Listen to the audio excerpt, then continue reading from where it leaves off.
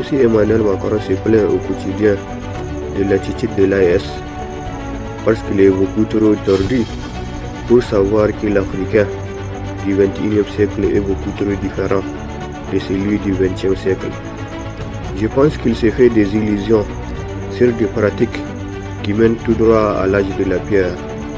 Des pratiques qui ont pour objectif de dominer par tous les moyens les États africains. Pour ne pas dire des pratiques qui consistent à armer des terroristes pour conquérir des terres qui relèvent du domaine public mais qui échappent au pouvoir exécutif.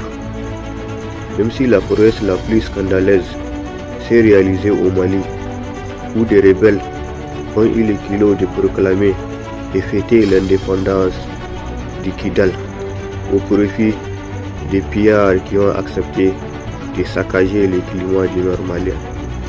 Même si la prouesse la plus sanguinaire a été réalisée dans la République démocratique du Congo, qui regarde naïvement ses ressources transiter de l'Est vers le Rwanda, pour ainsi finir par s'émigrer au fin fond du marché noir des multinationales occidentales.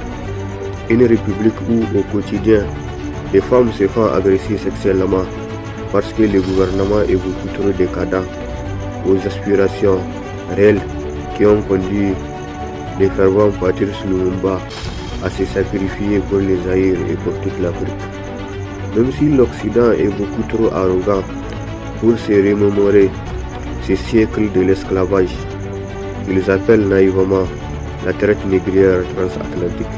Comme si c'est l'océan qui a connu les sauvageries de l'esclavage, selon Kofi Gomez, qui disait qu'il n'y avait pas eu de commerce triangulaire, même s'il y a eu un commerce de la chair humaine.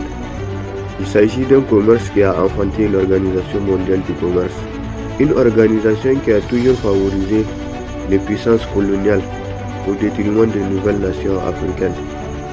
Même si je pense que l'ONU a lamentablement échoué comme son ancêtre juste avant la Première Guerre mondiale.